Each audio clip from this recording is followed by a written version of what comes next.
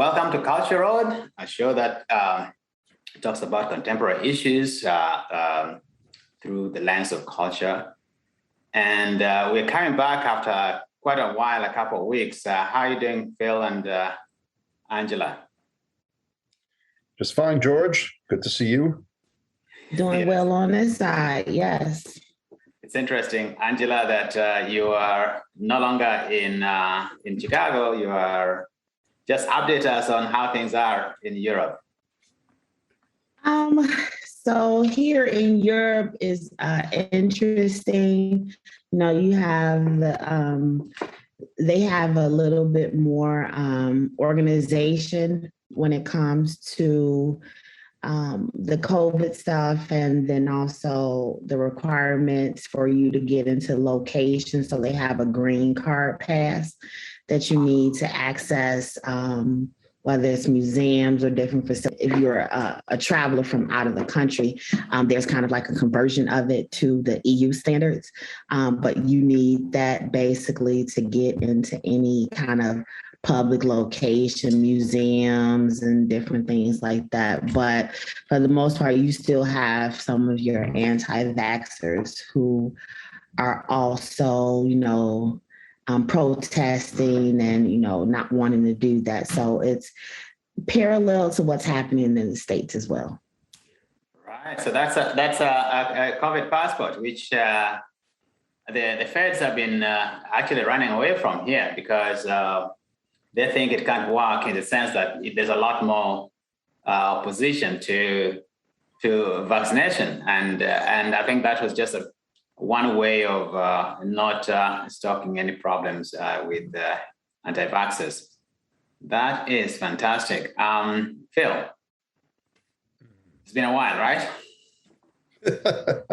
Yeah, it seems like it, George. Yeah. Well, it's I know it's fall already, and oh yeah. Officially, as of a few days ago, which it wasn't the last time we spoke. So the seasons are changing, and but of course we were hit, here in New York at the beginning of September. Well, really up and down the East Coast with another major storm, tropical depression, Ida, whatever you want to call it.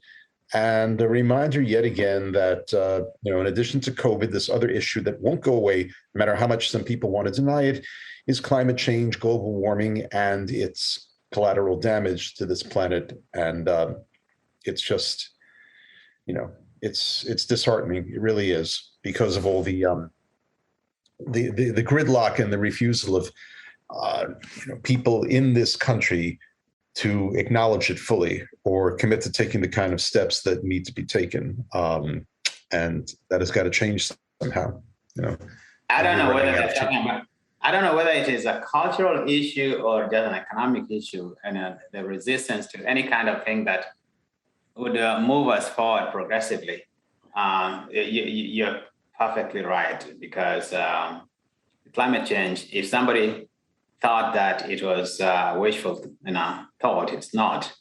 Mm-hmm. So I have an experience with it, which I'll talk about. But at the moment, today we have, from a political perspective, we have two main things going on. Joe Biden in trouble, and Angela Merkel is losing grip, or at least leaving, but her party is down in the polls.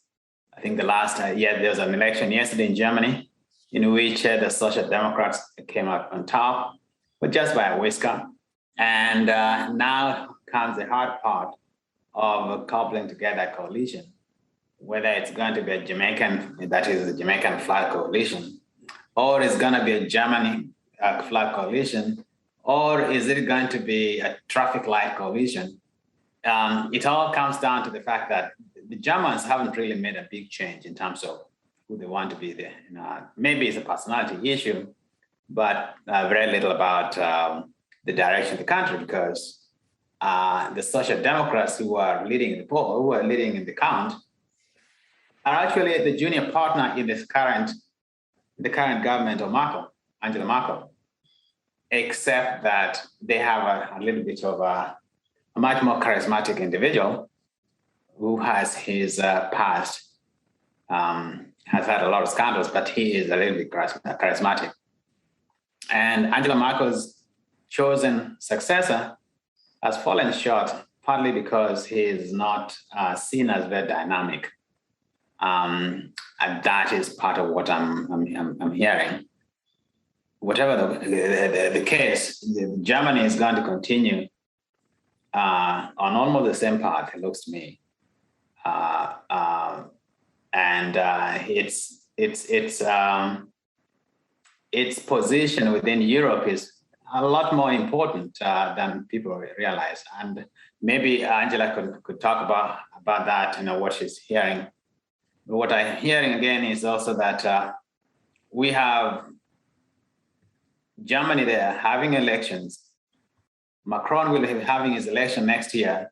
And then you had this kind of issue that erupted last week or 2 weeks ago, in which the US, the UK, and Australia signed a missile deal. A missile deal that left out Macron, even though Macron had been discussing with Australia for a long time. It is a very convoluted issue because the French are thinking that they did not get consulted. They had already been talking for years with Australia to provide their missile defense. And then here the United States comes from under the table and takes this away from them.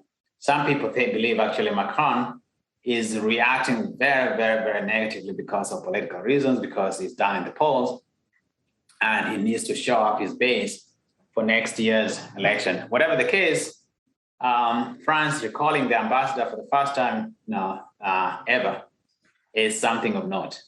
And it tells you how much the world has changed, whereby democracies are finding it harder and harder to get together to put towards one side at a time when Russia and China are also basically trying to challenge the US and Western powers in terms of their influence overseas. Very interesting. And Joe Biden, as somebody who is very, very experienced in these matters, has his work cut out for him. We'll see how it works out. But first, he has to deal with the domestic politics because you have what's going on today. They were supposed to vote on the infrastructure bill, $1 trillion, which has been delayed. I've said enough. That was a mouthful. That's all right. Well, he asked you, Angela, because you're in Europe. So you want to give us your European take on this right now? So I haven't heard too much about the Germany stuff, but I know the buzz around is that just her leadership style more so was that it was more of a management of the problems as opposed to solving the problems. Mm-hmm. So a lot of people are kind of feeling, yay, let's bring in some new blood and figure out how we can better fix the problems that has been brewing in the area for a long time. I think, and she's not the only one, because I've been also hearing more locally within my area where I'm at in Italy, a lot of new blood is starting to come out because and mostly women are actually stepping down from leadership because they're tired of the, what's the word? The big brother type, the boys club type thing of handling things, especially here in Italy, when a lot of stuff is ran by the mafia. So they only could get so far with how they can do things. And so their hands are quite tied with a lot of stuff. So I don't know all the ins and outs of Germany and stuff, but I really want to know, has she even stated who her successor is, or have they stated who the person is taking over yet? Yes, I think his name is Annie Lannan. He has a successor. Actually, she stumbled a little bit because her previous successor was a female, who decided to bow out at the last minute, and they had to appoint somebody. And that person is part of the cabinet, but has been less dynamic. And they knew that he was gonna lose because on Saturday, Merkel uncharacteristically endorsed him. She didn't plan to endorse anybody, and she endorsed him to carry him through the line, over the line, but it was impossible. But in any case, I mean, the other party and the Social Democrats are up now about 1 point ahead of the Christian Democrats. So it really not, and they're part. I mean, the guy who is Olaf Scholz, who is going to be the next chancellor, is currently the finance minister for Germany in Merkel's government. So it seems very much the difference, though. The real difference is going to be the bringing into government of the Greens, the environmentalists. They are pretty much they're much more liberal in terms of socially, and they are much more into, as the party says, it's an environmental party. So they're going to have to refocus a lot more on the Paris Accord, much more than Merkel was. And then you have the Free Democrats, who are very liberal, but also kind of libertarian, but the main one is basically the Greens, the Green Party, which is going to is likely to be in the government. The Greens were already in government some 16, 17 years ago with Gerhard Schroeder. And I remember at the time, they stabilized the government at the time, and they were more popular than even Schroeder. But then they fell out of government again. So the Greens thought they were going to have 27% of the vote, but they fell short. Still, they are the kingmakers going forward. So we'll see how this works out. Angela, I just want to go back on one thing you said about Italy. You're saying the mafia still has a lot of control or influence in the central government? Oh my God, yes. Wow. That's a known fact. And there has been some leadership that has, tried to fight and, bring some of them down. And there was this one reporter, I can't even remember his name, but he aired a lot of dirty laundry of different cops and judges that they had on their payroll. And every week or so, he has to move locations because there's a hit out on him. Wow. So yeah, it's deep like that here. I mean, I remember that there were previous prime ministers from the 70s and 80s who it later came out. They had a lot of mob ties, and obviously we know that Sicily has always been under the thumb. But I didn't realize it was that bad for the whole country. That's disturbing. I mean, you don't see that in news stories or anything like that. But well, there you go.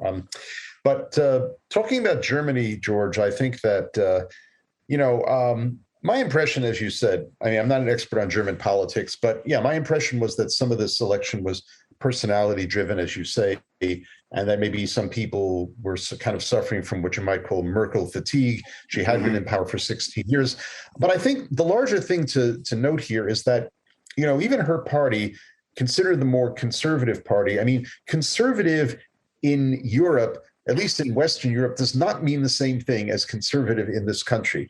And we have to be aware of that. The fact of the Greens getting more involved in the new government is a sign that perhaps her party, and I was reading something in the Times yesterday, that there were voters living on the northern coast of Germany, on Hamburg. Right, yeah, exactly. The Baltic Sea and all that, who said, we're seeing the sea levels rise, and they've had the kind of flooding issues that we've had here in New York, and this has become an urgent concern, and that was a complaint about Merkel's government, that she hadn't done enough in terms of global warming. But that doesn't mean that her government hadn't done anything. It doesn't mean that they were denying it. It doesn't mean that they were in hock to the fossil fuel industry. So, the whole thing that we have to just keep in mind, and the same thing I would say is true of Canada, for instance, where they have a conservative party, but it's not, again, conservatism in much of the Western world does not mean what it now does in this country. And in that regard, we're just talking about, a government that was fairly progressive and maybe is going to be a little more so rather than any kind of radical change. It's sad. I mean, it's sad. I mean, I'm happy for the Europeans that they have this kind of situation. But then I look at our country and by comparison, and it's like, it's disturbing. It really is. Obviously, there are cultural differences here. Obviously, we can go back and forth about how the Europeans don't have this fear and hatred of the central government the way some people do in this country. At the same time, they don't, they're particularly concerned, given their history, about the danger of extreme right-wing elements. You have this in Germany now. You have this in France, and in other countries too, mostly in reaction to the waves of immigration that came to Europe from the Middle East and North Africa, in the previous decade. But the governments there, and I think, and the press, and really the majority of the people are doing their best to keep those kinds of people marginalized and on the fringes, not letting them into any kind of government coalition, and trying to keep them in check as much as possible. So in other words, that's another major difference between the European countries and our countries, that you don't have leading politicians who are enabling and in some ways even encouraging these radical right elements to keep going. So.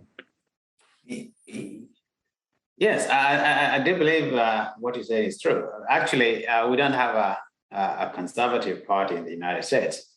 We have a right-wing party. We have right-wingers, basically people to look at what they're doing, you would be hard-pressed to know that they care for the country. It looks very increasingly clear that they care for themselves.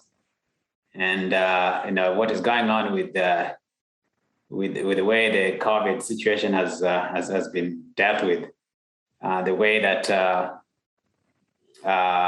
Texas is stoking chaos, and now yesterday the governor of Texas was saying that those guys who are wiping out, who are using their whips and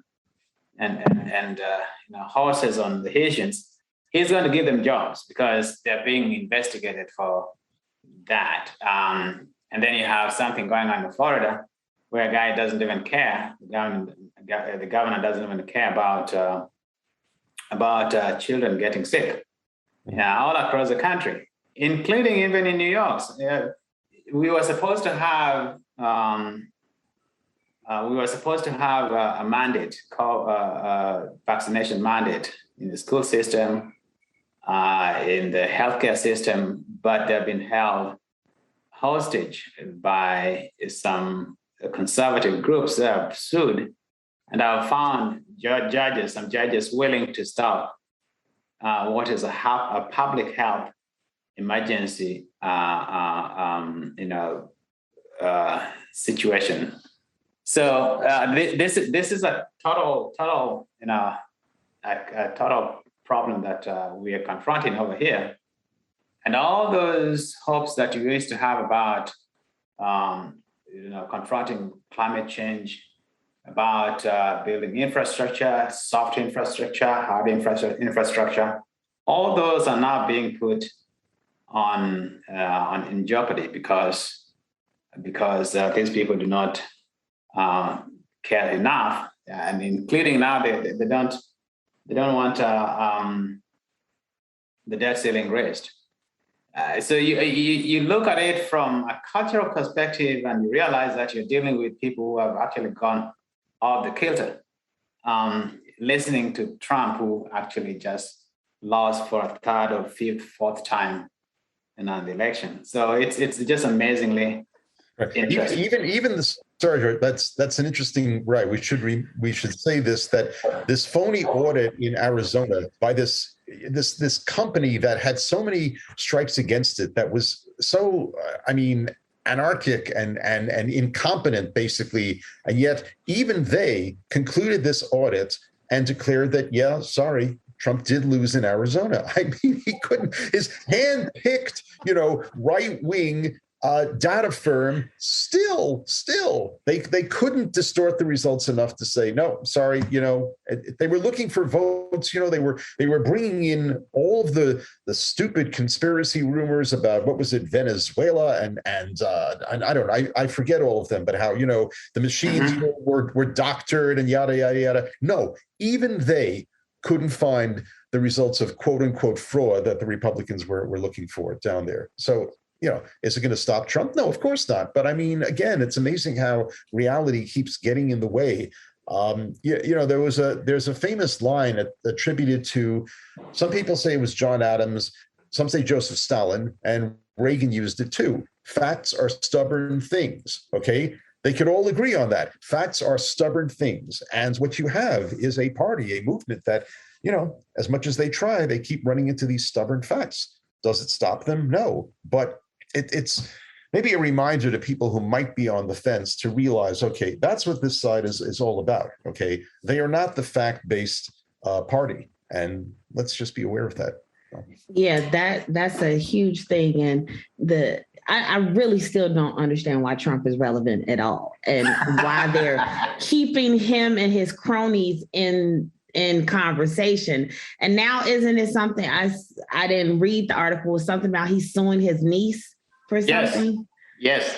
Oh my God. For $1 million, along with the New York Times. Wait, suing his niece? Yes, along with the New York Times. He's suing his niece for $1 million because why did they publish his taxes? And that he had a contract. Was that contract? A non-disclosure contract with the niece, so that the niece would not do that. So the niece breached that contract. The problem, of course, is that those contracts are now very few people like them. And number two, having a lawsuit against the New York Times just ensures that all of that is going to be out. And New York State already has its taxes. Yeah. And the Democrats in Congress will have their taxes. The opposition have his taxes. He is just, but the thing is, Angela, I read somewhere yesterday, actually yesterday news came out that he said, and the reason he has to continue disputing the policies because he's going to lose. If he doesn't do that, he's going to lose his base. And he needs his base because they keep on giving him money. What we have is an oligarchy situation whereby somebody is siphoning money from the state and from the people. And this is the business. This is much more than corruption. This is totally criminal. And he knows nobody's going to go after him because one thing he realizes that I think he was writing is that people are so scared. People fear. Woodward's books, the first book about him, fear. So people are so scared. So there was a story, I think, it was on Meet the Press yesterday. Lindsey Graham, he told him in January that, listen, you've effed your presidency by what you've done. And then Trump hung up on him. The following day, Trump called him back. And he said, should I hang up on you now? The point is that Lindsey Graham didn't like what he did. What did Lindsey Graham say yesterday? That Trump is coming back as the Republican nominee. All these politicians are so scared. All they're doing is either, to for themselves or to be in the good graces of Trump, not because they love Trump and they know that Trump is destroying the country left and right. Exactly. It's just that they don't want to stand up to him. Yeah, they don't want to be primaried next year or in 2 years by some guy who's even more extreme. In fact, you mentioned the governor of Texas, Abbott, before, George, and I have heard that in Texas, now I've read about this, there are people who are even crazier and more extreme than Abbott that are prepared to primary him next year. I know. Is that possible? Every time you think that this guy is on the edge of the cliff, no, there's somebody who's out a little bit farther. They're like, it's like, I mean, the Attorney General, Paxton, is a bigger nutcase. I think there's an agriculture commissioner who's a bigger nutcase, and they are all. And what's really kind of pathetic about this, in a way, even as it is scary and dangerous, is that all the. I think we've touched on this before. All the demographic data indicates that Texas is becoming less red, by the minute. The Black voters, the Latino voters, more and more, liberal whites in cities like Austin, the state capital, and the kind of the big college town, and even places like Houston and Dallas, which used to be pretty much more solid red, are now becoming much more purple. And those urban centers, as in much of the country, are gaining more votes. And no matter how much they gerrymander and suppress voting, sooner or later, Texas is going to go purple, if not blue. And I think people like Abbott and his cohorts are aware of this, which is why they're desperately trying to postpone it as much as possible. What I'm saying is what these guys are doing is the fool's errand anyway. They're just forestalling the inevitable. But maybe either they're thinking like, well, we want to forestall it at least for the time that we're in office so that we can have power as long as possible. Or maybe they're just thinking like, okay, if we know our days are numbered, we're going to pass as many extreme bills on things like abortion and voting rights and whatever as we can, and at least have this thing for the foreseeable future. I don't know, but it's very,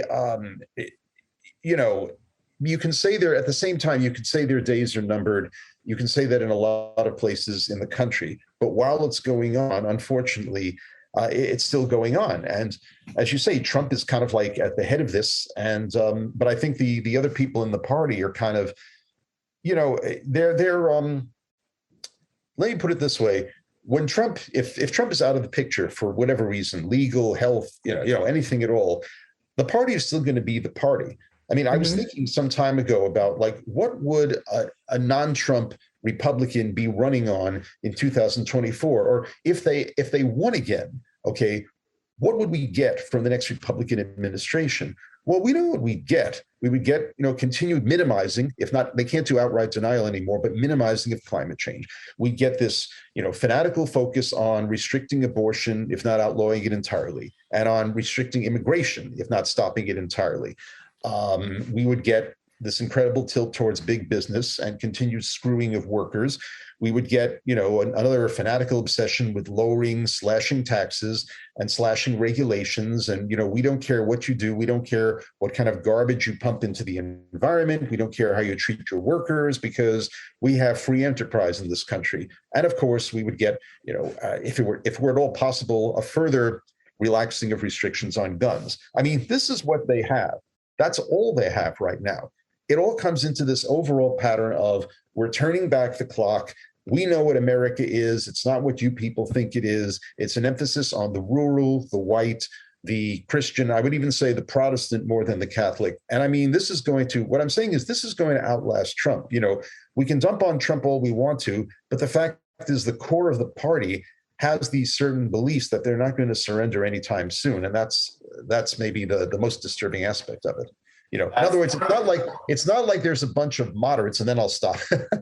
It's not like there's a bunch of moderates out there who just wish that Trump were out of the way so that they could govern moderately. No, I mean, a lot of them, they really believe what they believe, and they're not giving that up.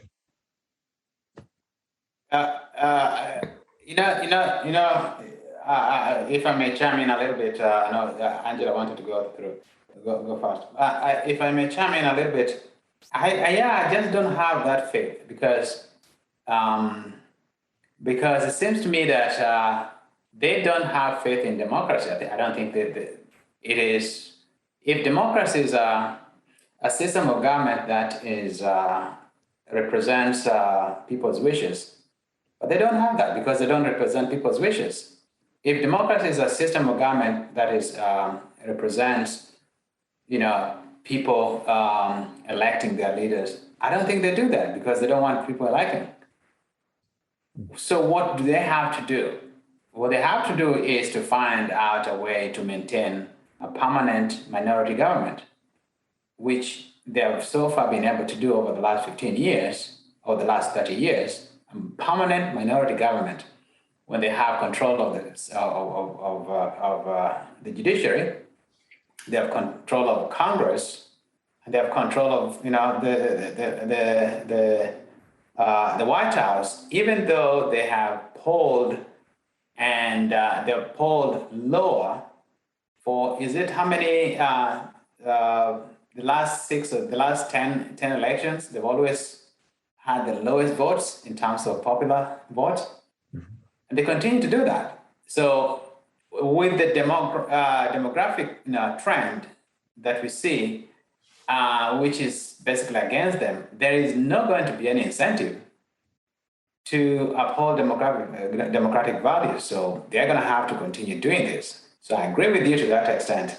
Trump is just maybe brought it out a lot much earlier in a much more cruder way. But if you think that we have people who think the way you do or the way we do, that I don't see that, because even the Bush, Jeb Bush's son, a Bush name being as crazy as Trump is something to behold. George P. Bush is just as crazy as Trump, not because that is how he was brought up or how what he believes, but that is the only way you can survive in today's Republican Party. So it's kind of, Angela, take it up. I just don't think that I can be very hopeful because look at what Mitch does. He doesn't care about anything because he knows that, at the end of the day, people really don't care that much that he is doing damage. All they care about is that you have to stop the other guy. Exactly.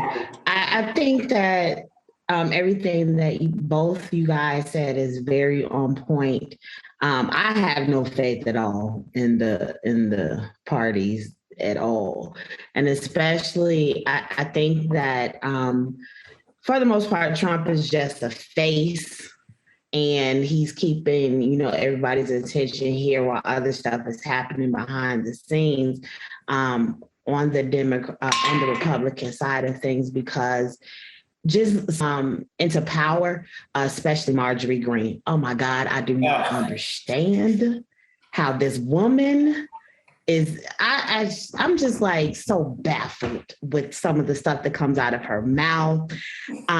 She made a comment today on Twitter, I believe, talking about, the Republicans need to stop making backroom deals and stuff with the Democrats and special interest groups. That's all the Republican Party does, is make backroom deals. And I just don't think that she is even fully aware of what her people are doing. Why did she get elected? I'm stuck on this. This woman just baffles me. And it's throughout the whole party, and the fact that their interests, as much as they want to talk about, yes, we love America, we're patriots and all of that, they are destroying America and everything that is supposed to stand for. And they're wanting to point fingers at everybody else and not be accountable for the things that is happening. And I'm not saying that the Democrats don't have their shit show going on this other side as well. But the Republican parties, they are leading the line with all the clowns, like all of them. You're right to have pointed out something about the Democratic Party as well. They are no better insofar as they are so timid.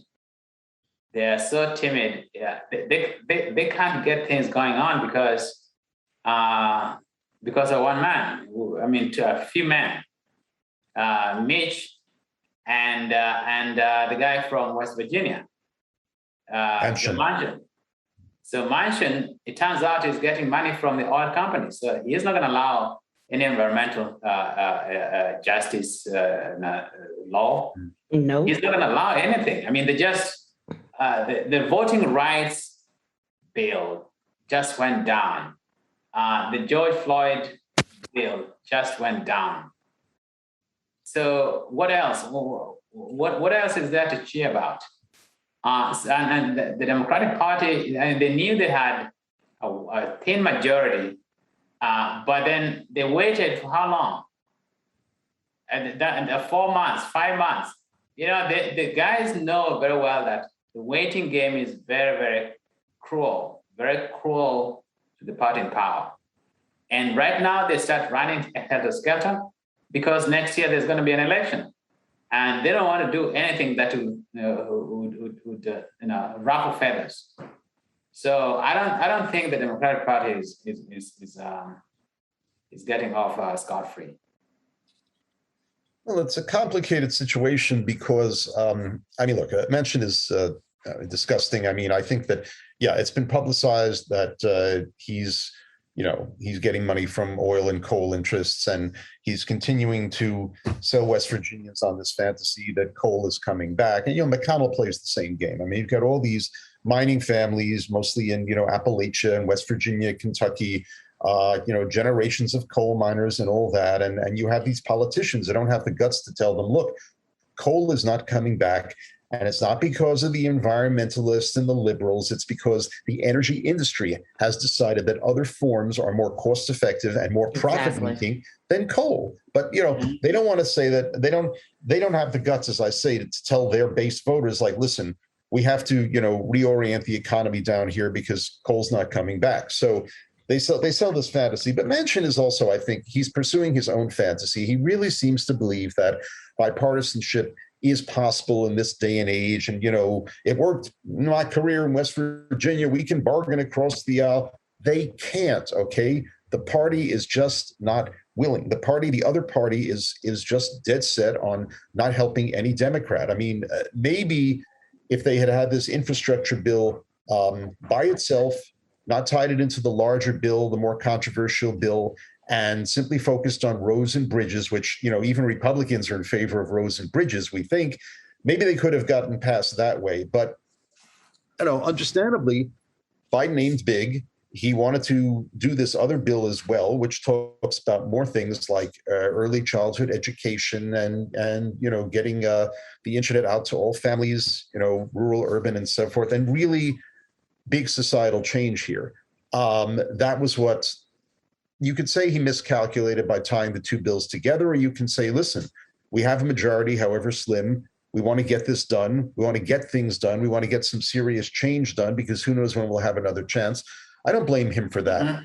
The problem has not just been the Republicans in this case, but some of these so-called moderates who either like Manchin, they have this fantasy that bipartisanship is still possible, or some of the so-called moderate Democrats in the House, and I wouldn't call them moderates, I think maybe centrist or even conservative is a better word, who just are either balking at the price tag or they're afraid that some of their voters in these swing districts are going to say, well, Trump, I didn't like Trump. Trump was crazy, but I'm worried about these socialists who want to, I'm worried about my 401k. Look, instead of being afraid of those voters, again, have the guts to come to them and say, listen, we're talking about paying for these bills, not by raising your taxes, raising taxes on, the corporations, on the ultra rich, and the things that we're trying to do are ultimately going to be benefiting everyone in society. You shouldn't be afraid of this kind of activist government.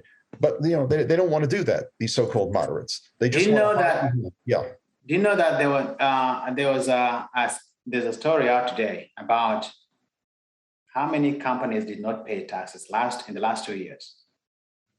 All the major companies didn't pay taxes. Zero. And are we surprised about that? No, we're not. and now, that's why these people are in the pockets of these corporations, and they don't care what people are suffering. If you saw what we went through this past couple of weeks with regards to the hurricane, now talking about the hurricane and climate change. Mm. And the South, particularly the Gulf Coast, Florida Panhandle, these guys have been going through the same thing every single year. I don't think I can survive another flooding like that. But these guys have been having it every single year, and it hasn't changed their modus operandi. It hasn't changed the way they think about climate. It hasn't changed the way they think about democratic values, voting for something you believe in. And what do you believe in? Do you believe in having a good environment? Do you believe in having representatives that listen to you? So I just segueing into climate change, I think we have a lot of problems going on, and nothing more important than this one.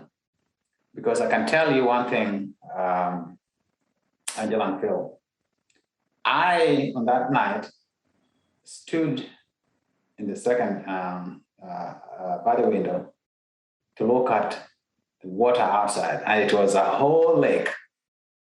And I knew for a fact that I couldn't stop that water. I knew I couldn't stop it.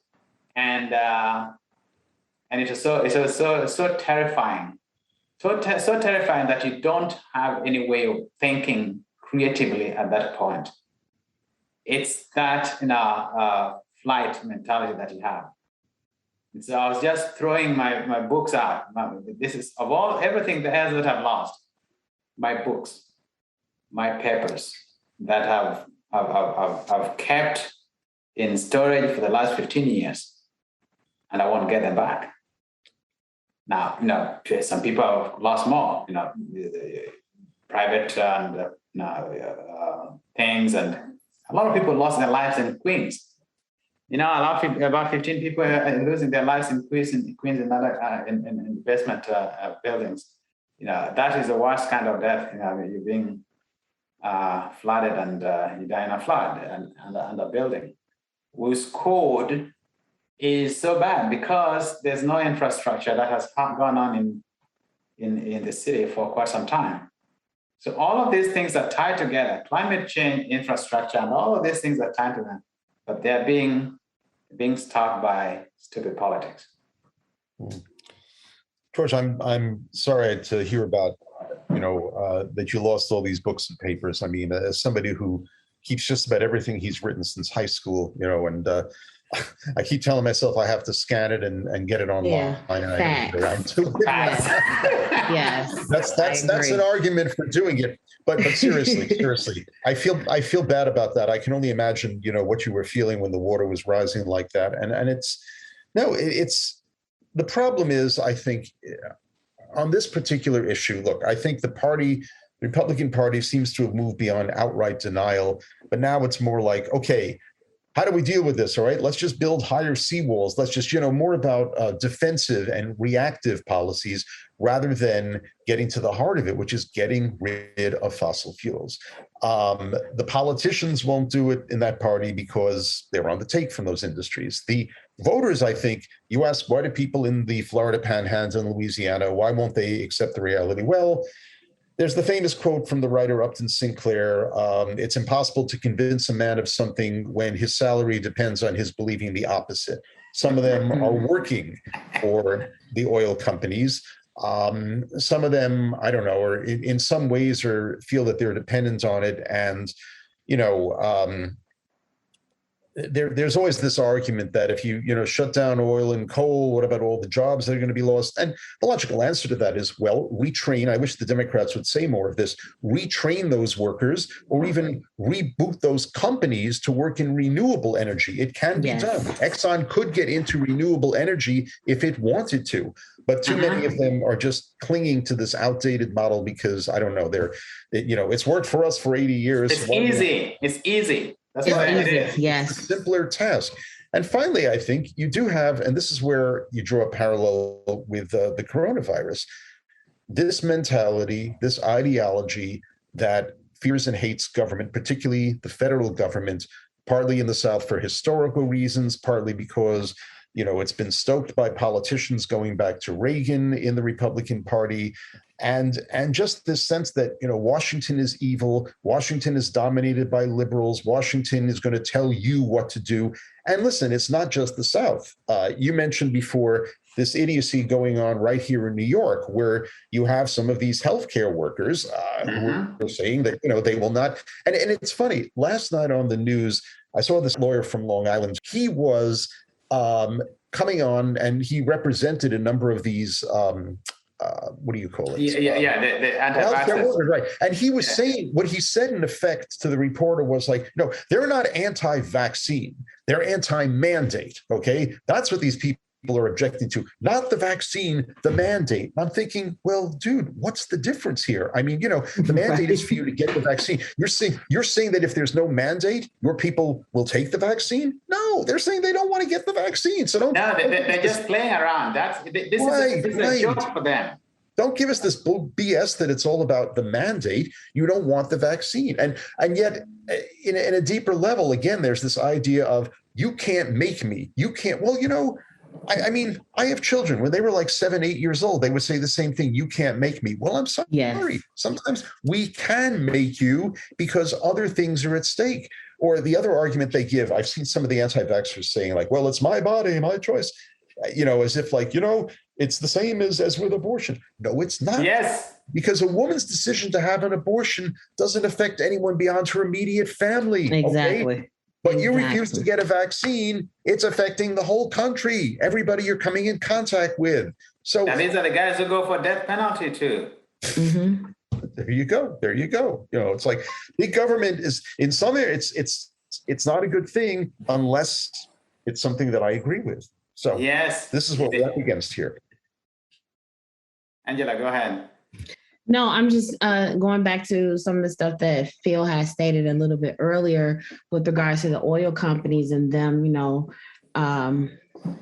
retraining their workers and stuff and not wanting to mess up the old systems and stuff. Because I also think to go along with that, a lot of them, the top people also know that if they have to bring in this new technology and this new restructuring things, they're also going to be out of jobs too, because they are going to have to learn how everything is connected to different systems. Because I, in some meetings that I have with one of my business partners who's into IT security, and when we sit down in some of the meetings with some of the big wigs of these companies, and their bottom line is basically money. How is this affecting my money type thing? When we try to tell them, okay, if you don't get this system put on your software now to update it and make it safe and secure so nobody will be hacked, 2 weeks later, 5 months later, whatever, somebody's going to find a way around it. Mm-hmm. And they're having to learn new technology because all this stuff is coming out with new hacking systems. I mean, COVID has made it very a major playing field for the hackers. They just had a lot of time to do a lot of free stuff. So now they're getting more creative. And a lot of the big wigs that are at the top of the food chain are unable to keep up with the lingo, unable to keep up with the technology, and they know that they're becoming dinosaurs. And if they go and tell their, people that, oh, we have to retrain you for the new technology and the new changes system with the environment and finding new ways with energy sources and stuff, they're going to be out of jobs too. That's what I believe. Right. And Angela, it all comes down to greed. Greed in this sense, because greed begets short-term thinking. If you look at actually the data, the literature, US oil companies are not the only oil companies in the world. In Europe, they have the same oil companies. Mm-hmm. How come their approach to this issue is different in Europe from the United States and from elsewhere? Because in Europe, they've given an undertaking, British BP, Total, ENI or any, Dutch oil company, petroleum company. All of these have given an undertaking to actually move to renewables. They've done that in Europe. That's why Europeans can talk about Paris Accord and meeting Paris Accord requirements maybe earlier than usual. But how come the same company, the same international oil companies, are fighting against efforts to arrest climate change in the United States and in the third world, where they also get a lot of their oil from? Because of greed. Now, greed is not bad in itself. It is only bad when it forces you to do stupid things. Stupid things like not thinking about the future. So a lot of these oil companies are headed by CEOs who know that they will only be there for, say, 4 years or 5 years at the most. And so he doesn't care about what goes on after that. And so what he's most concerned about is his return. What is going to make his company look good so that investors or his investors can give him more parachute money, more money to go. You know, these guys get more money when they leave their companies than when they're actually there. They want to be fired because that means they will get that, say, that nice severance package. Golden parachutes, yes. And that doesn't stop them from getting another job. Right. And so they don't look at it long term. There are a lot of people around this country, there are a lot of people around this world whose livelihoods are dependent on this. And you know what? Not only are their livelihoods, in the future, life may have to depend on where you live. And, you know, where you live is important. People in Florida, in Miami particularly, will be swallowed by the waters. In Manhattan, they will be swallowed by the water. In a lot of Polynesian countries and the islands on the Southeast Asia, they are currently having trouble. They may never exist in the future, and that is because we are polluting the environment. We are making a lot of mess of this world, which we found for free.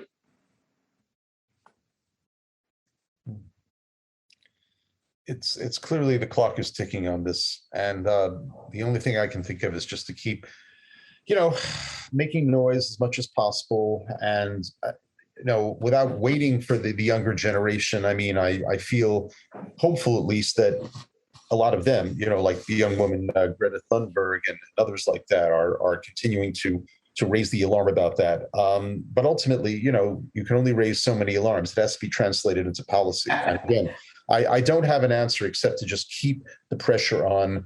And I try to, reach for hopeful signs like the fact that GM, some of the big auto manufacturers, are now saying that they're going to transition to electric cars, and that it's at least we're talking seriously now about charging stations. This was another part, I think, of the big beyond infrastructure bill that Biden was pushing.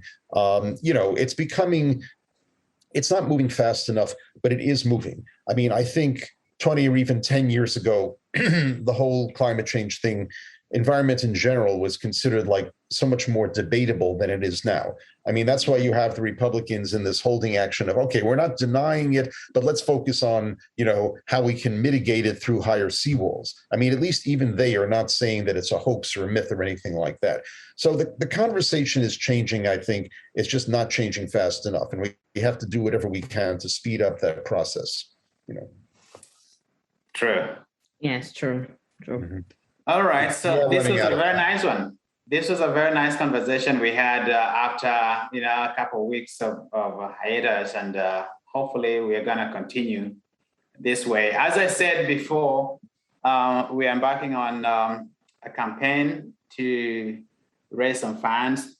A public campaign. It's called a public IOB campaign. So we're asking those who have been listening to us and those friends and anybody else who would want to help us to go to ioby.org, IOBY.org/projects/Culture Road.